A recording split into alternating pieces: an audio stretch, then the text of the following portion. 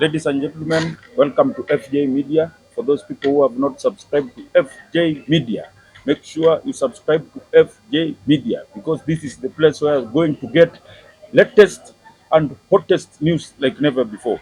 So before we proceed to our topic today, Kalonzo Musyoka, Eugene Amalwa today issue a press statement after they went to Karen Hospital and see MP Juja, George Koimburi. So let's hear how what Kalonzo Musyoka says after they have visited George Koimburi in Karen Hospital.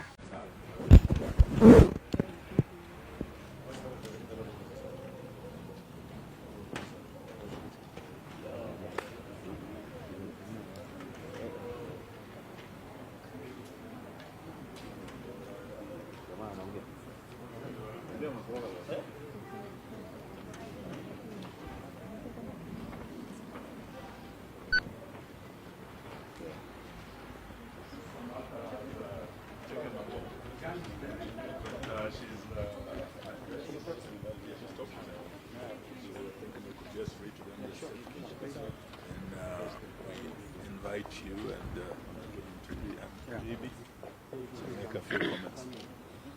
Yes. JB's coming in. Yes. So you let us know when you're ready.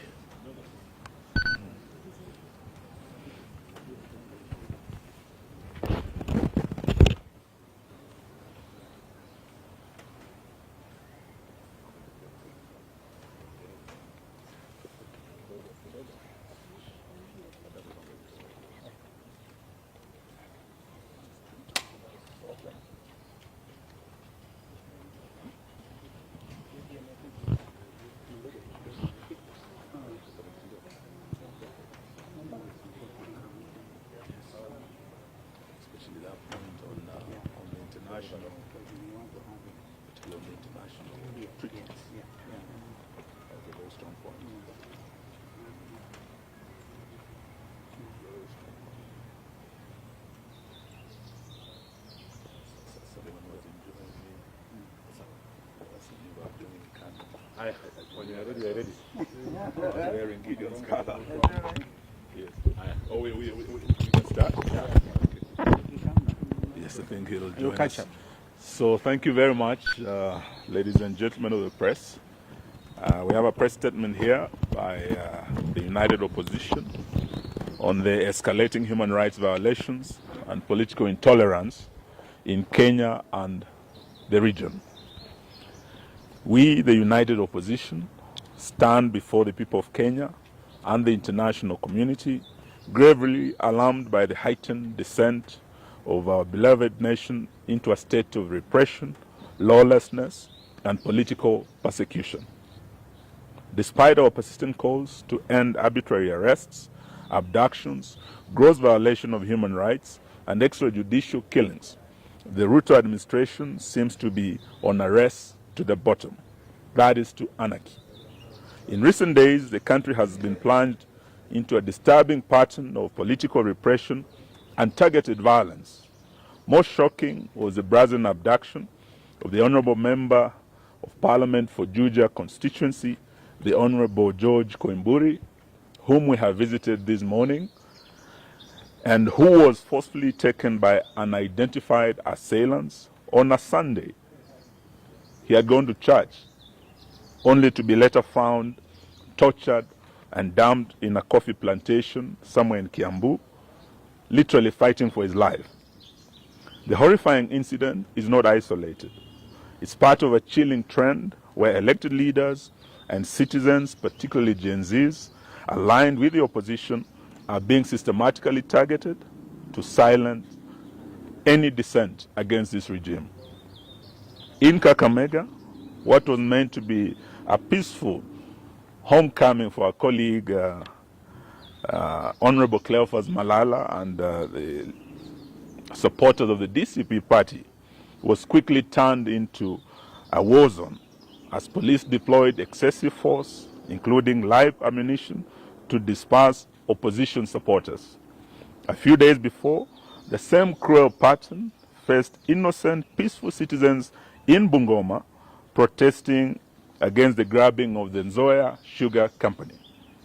This use of disproportionate force on unarmed civilians is not only unlawful, but represents a dangerous erosion of the right to assemble as enshrined in Article 37 of the Constitution of Kenya. Moreover, we have repeatedly raised the alarm over the state-enabled culture of impunity, where political hooligans are mobilized to disrupt opposition events violently. These criminal gangs operate openly, often shielded or even escorted by state security forces.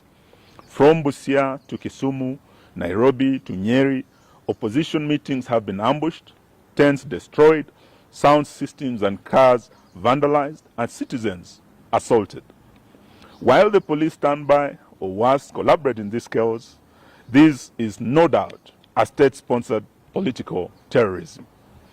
We also condemn in the strongest terms possible the murder of 2 Catholic priests, Father John Minor, who had just recently hosted the second deputy president.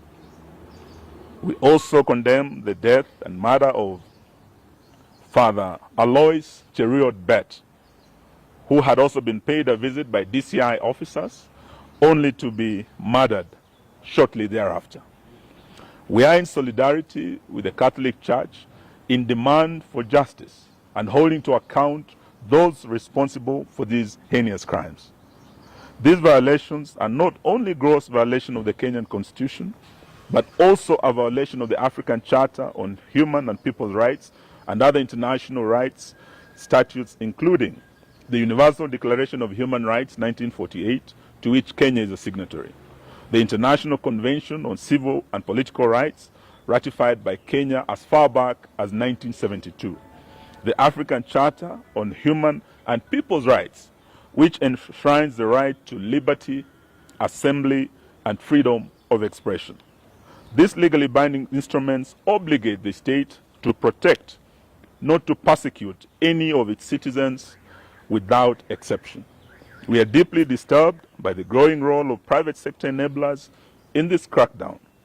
We call out telecommunication companies, in particular Safaricom, which may have turned a blind eye, or worse, actively collaborated with the regime in surveilling, tracing, aiding, and abducting of these citizens.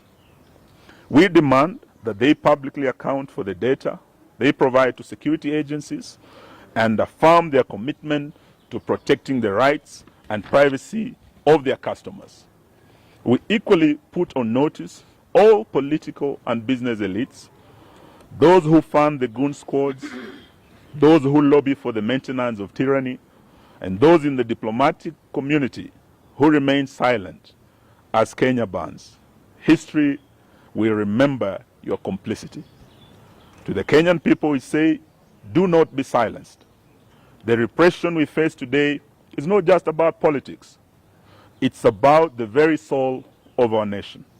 When voices are muted through fear, when leaders are abducted in broad daylight, and when bullets are fired at peaceful gatherings, the silence of one becomes the silence of all.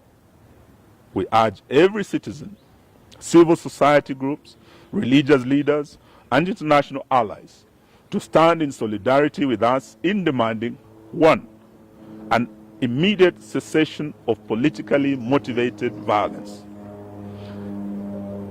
and abductions, enforced disappearances, and extrajudicial killings. 2, accountability for the telecos and private actors enabling illegal surveillance, tracking, and data breaches.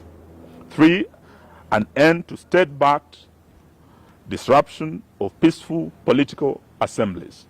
4, the protection of constitutional rights, including the freedom of assembly, association, expression, and political participation. We would like to remind Mr. Ruto that he is not immune from prosecution for crimes against humanity, which includes abductions, torture, enforced disappearances, murders, gender-based violence, and other crimes. This is not a partisan issue.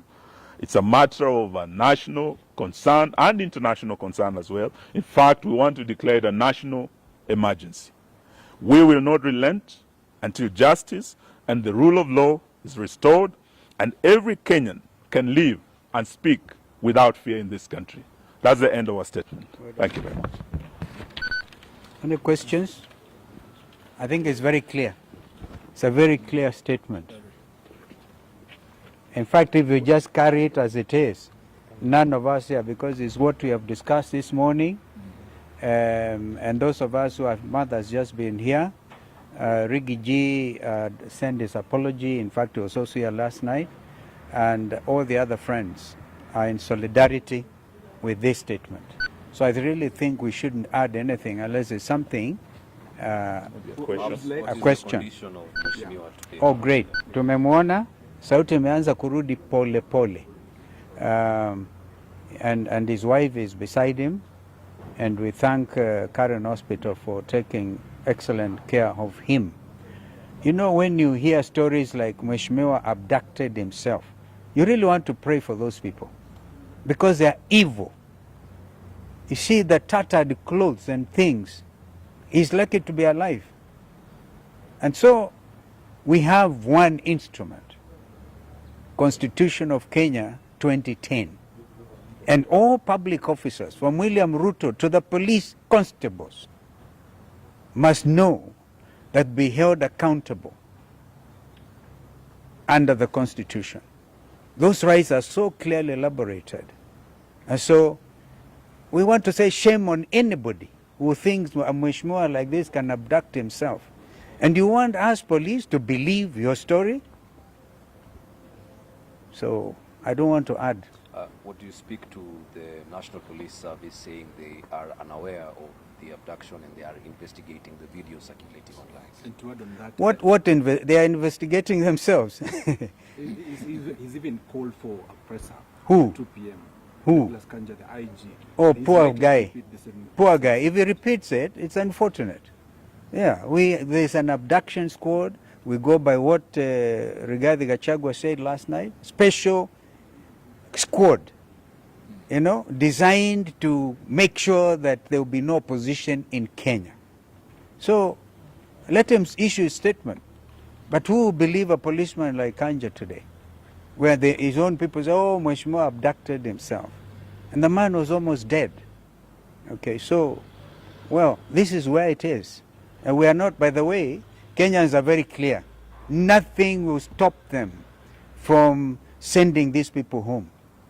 Are they not even on record saying, afadhali wajitetee because they know they'll go to prison?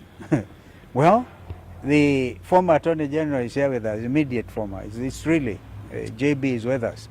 And these things, we're investigating with tooth comb, with ICJ. Remember, you are dealing with very senior, some of us, very senior members of the profession and members of the International Law Society of Kenya, East African Law Society. And we repeat that when we went for integration of the region, we really were for the rights of establishment. So Mother Karua can practice in Uganda. I can open an office in Dar es Salaam, in Kigali, in Bujumbura. This is the spirit of cooperation. And therefore, we are all subject to the same values and standards. So we are going to make sure that this region is called to order when it comes to human rights, which are universal under those statutes that have been elaborated. How do you speak to comments made by the Tanzanian MPs yesterday about... We don't want to comment about Tanzanian MPs. I think let's stick to the Kenyan situation. Yeah. About abductions. Yeah. Our own president, just a few days ago, told the Finnish president there will be no more abductions.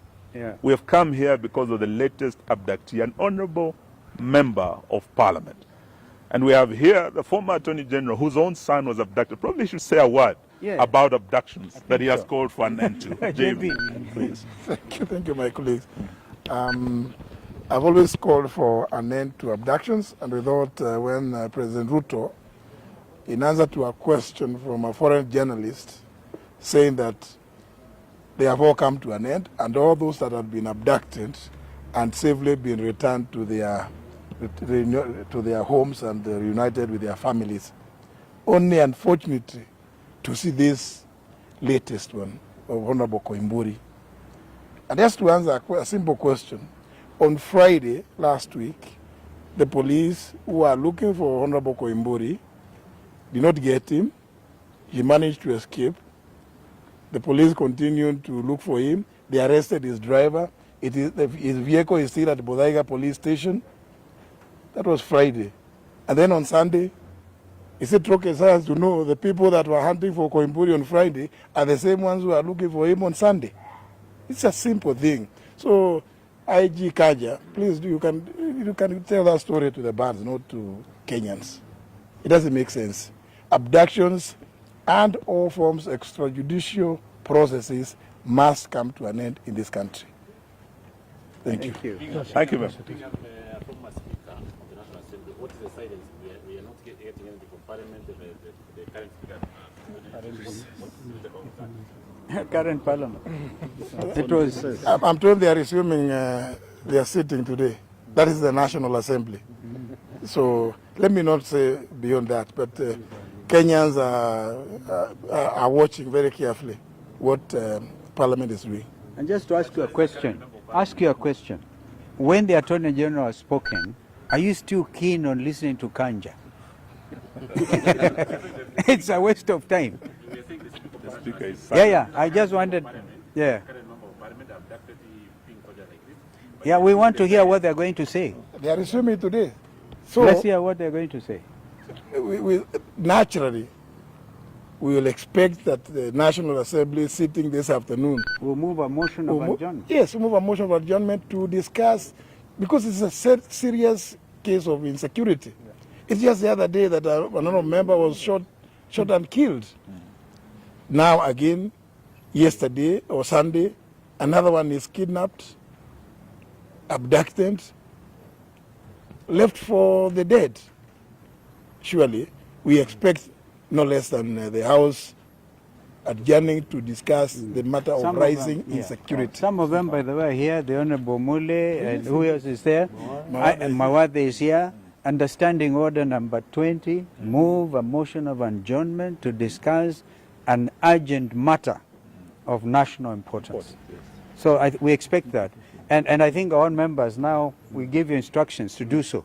And let us see how many others remainder of what was state captured, hear what they are going to say. They are going to defend this gangsterism by the state.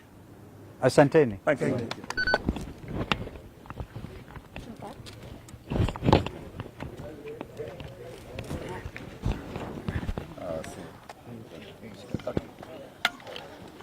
You have heard what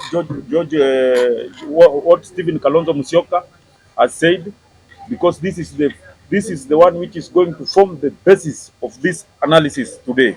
So why do you think Kalonzo Musyoka went there to issue a statement? Because the police, yesterday I told you, the police has come out very clearly and saying that statement of George Koimburi MP was not abducted. Before we continue, let me read for you the statement of the police, press statement of Police National Service. Amateur video circulating in the media. The National Police Service NPS has noted a video circulating on both social and mainstream media, widely reported as depicting the Member of Parliament for Juja, Honorable George Koimburi, purportedly abandoned at farm in Juja. The MP has been under investigation for a land fraud matter and consent to prosecute what issued by the Office of the Director of Public Prosecution, ODPP. On Friday, 23rd May, the MP, fully aware of the police intention to arrest him, evaded a dragnet operation, duped officers by escaping on a motorcycle alongside his private security, and switched off his mobile phone. His car, with only the driver inside, was intercepted. The driver was arrested but later released after recording a statement. The Honorable MP only resurfaced today amid abduction claims. Police from Juja visited the alleged scene and the area was properly documented. Meanwhile, a special team from DCI headquarters is analyzing the purported abduction video and all circumstances surrounding this allegation to conclusively establish the truth. We urge anyone with information regarding the incident shown in the amateur video to report to the nearest police station or contact us via our toll numbers. Fichua kwa DCI. The NPS reaffirms its unwavering commitment to serving and protecting all Kenyan residents, visitors, and their property by ensuring all reported cases are truly and expeditiously investigated to bring those responsible to justice. Director Corporate Communication Spokesperson Mushiri Nyaga, National Police Service, May 26, 2025. So that is the statement of Police National Service. They have issued that statement. They are saying they are going to do the thorough investigation. If the MP was found is lying, he will be abducted and charged and arraigned to court. So why do you think the police has come very clearly to say this thing was stage managed? Yesterday, I do a video how MP was abducted and he was found in a coffee plantation. So, number one, maybe I stated this earlier. Maybe this was just to seek the political sympathy. We all know politics; it's about sympathy. And George Koimburi was abducted. We saw he was abducted by unknown people. We saw the other day on the news that he was abducted. So we don't know what's going to follow because the police has taken this matter very seriously. They are saying he was not abducted. It's just a script. We all know this is politics. So we'll see how things will fold. So for those people who have not subscribed to FJ Media, make sure you subscribe to FJ Media 1 because this is the place where you are going to get latest and hottest news like never before. So point number 2, why George Koimburi, the police are saying they have not abducted George Koimburi. So the police are the one who's going to do the investigation. So they are the one who's going to tell us if he was abducted or he was not abducted. So for those people who have not subscribed to FJ Media, make sure to subscribe to FJ Media 1 because this is the place where it's going to get hot news like never before. Thanks and God bless. FJ Media, make sure you subscribe. Thanks, God bless.